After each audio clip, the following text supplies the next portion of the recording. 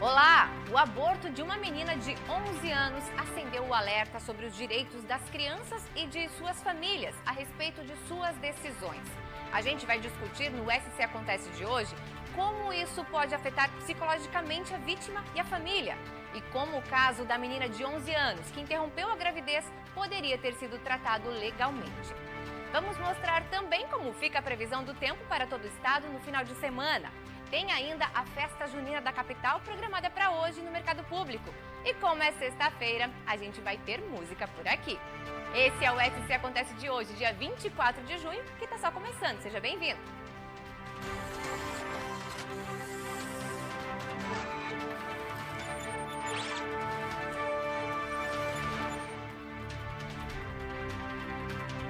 Boa tarde para você que acompanha o SC Acontece ao vivo para todo o estado de Santa Catarina. Mais um passo importante no caso da menina de 11 anos de idade que foi estuprada e teve o direito ao aborto legal negado por uma juíza. O Ministério Público Federal confirmou que a gestação foi interrompida. Confira na reportagem. O aborto foi realizado no Hospital Universitário de Florianópolis, na 30ª semana de gestação. A unidade é a mesma que havia negado à menina o direito ao procedimento legal, quando a gravidez estava na 22ª semana. Esta médica obstetra afirma que em casos como este, a interrupção da gravidez é feita de forma a acarretar o mínimo de sequelas na vítima. Normalmente, primeiro se faz uma injeção letal, né? Geralmente com uma solução salina no cordão umbilical do feto. Tá? Aí depois de constatado o óbito fetal intrauterino, né, a paciente em si, independente da idade, né, é levada para uma indução de trabalho de parto. Se fosse fazer uma cirurgia, seria um parto cesariana, né, ela ficaria com uma cicatriz, né, teria que ocorrer uma abertura ali do útero, que com 30 semanas ele não está preparado ainda, na verdade, né? Não existe aquela regiãozinha lá embaixo do útero que fica mais fina, que a gente abre, né? Com cuidado para poder estar preservando. Então, na verdade, acaba sendo uma cirurgia de risco, inclusive. O hospital não forneceu informações sobre o estado de saúde da paciente, porque o caso está sob segredo de justiça. Os advogados da família também não quiseram se pronunciar. De acordo com a Polícia Civil, a menina foi estuprada por um adolescente que é seu parente e ele deve responder pelo ato infracional. O Conselho Nacional de Justiça informou que já recebeu 4 representações contra a juíza Joana Ribeiro Zimmer, que impediu que o aborto fosse feito. Ainda sobre esse assunto, a gente fala agora com o Dr. Ricardo Maia, que é obstetra. Doutor, usando essa história dessa menina de 11 anos, né, ajuda a gente a entender quais são os riscos da gestação para uma criança e a necessidade de interromper uma gravidez como essa. Boa tarde. Boa tarde. Uma gestação numa criança de 11 anos, seja de 11 a 14 anos, essa paciente não está preparada, né, para receber uma gravidez, não só psicologicamente falando, mas como também a nível dos órgãos, né? A parte óssea, o próprio útero dessa paciente ainda é um útero infantil para eventualmente receber uma gravidez, né? Então, dentro dos riscos, dos principais riscos, o parto prematuro, a dificuldade do neném crescer adequadamente dentro do útero, são eventualmente patologias que podem acontecer numa gestante adolescente, né? Doutor Ricardo, acho que a gente teve um probleminha aqui com o seu sinal. Bom, a gente continua ainda falando sobre esse assunto porque tem gerado muitas discussões, inclusive em rodas de conversa por todo o estado. Afinal, o fato de uma menina de 11 anos que não pôde abortar a gravidez chama mesmo atenção. E depois do aborto realizado, que aconteceu ontem, como a reportagem já explicou, há quem discorde e há quem concorde. Por isso, a gente vai conversar, então, com especialistas, justamente para buscar aí o entendimento sobre essa situação que envolve muitas questões. Aqui conosco já estão, então, a doutora, a advogada, né, Dibi Laureano, e também a psicóloga Jéssica Teixeira.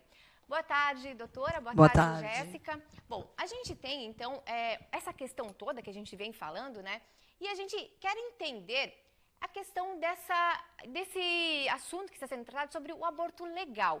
O que significa ser um aborto legal ou o que é proibido, para que a gente possa deixar claro também para as pessoas que vêm acompanhando todo esse debate?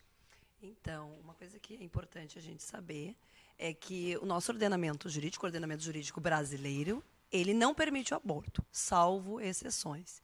E daí nós temos 3, sendo que uma é decisão do Supremo Tribunal Federal, né? A primeira seria o estupro, né? Que aí ainda está em xeque se foi estupro, se não foi estupro, né? A questão do risco de vida para a mulher, né? Ou a criança, ou adolescente, e no caso do anencéfalo, né, que não tem o desenvolvimento cerebral, onde já se consegue fazer o aborto de acordo com o ordenamento jurídico, sem haver as penalidades, as sanções penais previstas no Código Penal. Né? Ou seja, doutora, nesse caso, né, teve lá a tentativa da família de fazer o aborto às 22 semanas, depois só foi liberado agora, já com 30 semanas, né, mas ainda assim é um aborto legal. Então, a princípio, eu vejo que sim, se a gente for verificar, mesmo que se chegue à conclusão que o ato infracional não se enquadre como estupro, porque existem teorias do Romeu e Julieta que pode mitigar a legislação, porque nesse caso a gente está falando de estupro de vulnerável, a gente tem um risco de vida para a gestante, né? Então, mesmo que a gente não enquadre no estupro, e eu não estou dizendo que teve ou não teve, porque isso cabe ao Poder Judiciário, os magistrados, junto com o apoio do Ministério Público, o representante do Ministério Público, estar atuando, até porque o processo corre em segredo de justiça, mas caso não se enquadre nisso, eu poderia falar do risco de saúde, né? E aí sim eu estaria falando de uma legalidade. Acontece o quê? Que o Ministério da Saúde entende que é 20 e 22. Mas o ordenamento jurídico, ele não fala em semanas, ele não fala em um lapso temporal. Ele fala simplesmente que, se enquadrar nessas hipóteses, pode sim se fazer o aborto de uma forma legalizada. Perfeito. Bom, a gente teve, então, o aborto realizado, né? Fisicamente, essa menina de 11 anos não está mais gestante, porém a gente sabe que é possível os traumas que ficarão aí ao longo da vida. Eu acho que esse também é um ponto bem importante, não é, Jéssica? Com certeza, é um ponto muito importante e quanto mais rápido essa criança iniciar um tratamento psicológico, menos trauma ela pode ter no decorrer da vida. Então, ela precisa iniciar um tratamento onde que o psicólogo tem que trabalhar com ela a aceitação. Infelizmente, não tem como mudar esse acontecimento na vida dela. Então, a gente precisa trabalhar com essa criança aceitação, para assim ela poder ressignificar e ter uma vida adulta liberada dessa situação que aconteceu com ela aos 11 anos de idade. A gente percebe que a família, né, pode, inclusive, é uma pergunta também para a doutora Mariana, se a família pode ser responsabilizada nesse caso, tanto juridicamente como a questão psicológica, né? É o papel da família ter esse cuidado? Com certeza. Envolve muito a questão da sociedade. Tem muito tabu a respeito da sexualidade, né? O sexo, ele faz parte da vida do ser humano.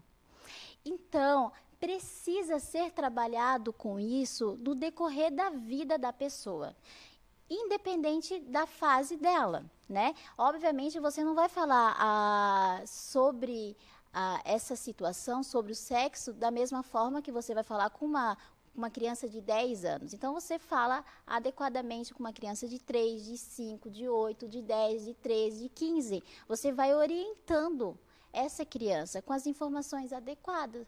Então, é importante, sim, a família ela precisa buscar informação sobre isso. Inclusive, doutora Mariana, a gente teve, né, essa situação, a criança de 11 anos tem uma mãe, né, tem uma família envolvida. É possível que essa família seja responsabilizada, uma vez que a mãe só percebeu também a gravidez muito tarde? Então, o Estatuto da Criança e do Adolescente, ele prevê que os genitores, aquele que for guardião ou tem a tutela, tem a responsabilidade de cuidado, né? E quando a gente fala em cuidado, a gente fala numa responsabilidade de ação ou omissão. Então, se for apurado que houve uma omissão, e aí isso eu não estou dizendo que teve neste caso, porque é uma análise muito no caso concreto, é muito delicado julgar, né? E aqui eu não estou no papel de julgadora, mas, eventualmente, e isso serve de um alerta para todos os genitores, né? Que pode, sim, no caso de responder, eventualmente, até por uma omissão, por não ter dado cuidado, não ter dado, né, o zelo necessário, porque é uma responsabilidade, porque são seres em pleno desenvolvimento. Por isso que tem esta proteção e eles não se mandam sozinhos, vamos dizer assim. Por isso que há essa necessidade dos cuidados dos genitores. Então, pode, sim, responder, eventualmente, por uma omissão, vamos dizer assim. Inclusive, a gente ouve inúmeros casos de abuso sexual e geralmente eles acontecem no meio de casa, né? No meio da família mesmo. É essa a estatística? Isso é comprovado? Sim, com certeza. Os estudos aí estão relatando, né, que o abuso sexual acontece normalmente dentro de casa e é com alguém próximo. Pode ser um vizinho, um amigo, o próprio pai, o padrasto. E algo muito importante também, que a mãe ela também pode ser, né, abusadora. Então a gente tem que quebrar esses tabus. E por isso a importância, né, da escola trabalhar a orientação sexual. A escola ter profissionais que instruem a criança no decorrer dessa fase dela, tá? Tá certo, então. Bom, já deu pra gente entender um pouco. Eu agradeço, Jéssica, agradeço também a doutora Mariana. Obrigada. A gente vai também voltar agora a conversar, então, com o doutor Ricardo, que já conseguimos conectá-lo novamente. Doutor, voltamos aqui, então, a esse diálogo. O senhor estava explicando sobre as complicações que isso pode trazer para uma criança de 11 anos carregar uma gestação, né? A gente sabe que a família, inclusive, havia buscado auxílio no hospital com 22 semanas, mas, de fato, o aborto só aconteceu com 30 semanas. Esse risco aumentou nesse período? Esse risco aumentou porque ela evoluiu com essa gravidez de 22 a 30 semanas, né? Felizmente, nada aconteceu, porque foi um pré-natal controlado, foi um pré-natal até então assistido, né? Mas, claro, se essa gravidez fosse sido interrompida com 22 semanas, eu acho que o que poderia ter acontecido, né, eram efeitos muito menos maléficos para essa paciente do que se interromper a gravidez com 30 semanas, que é um feto já bastante evoluído, né? É um feto que, se nascido vivo, teria condições de viabilidade, condições de vida, se bem assistido. Tá certo, então, muito obrigada, doutor Ricardo Maia, aqui conosco. A gente vai para um intervalo rapidinho, daqui a pouquinho tem até a previsão do tempo para vocês. Até já.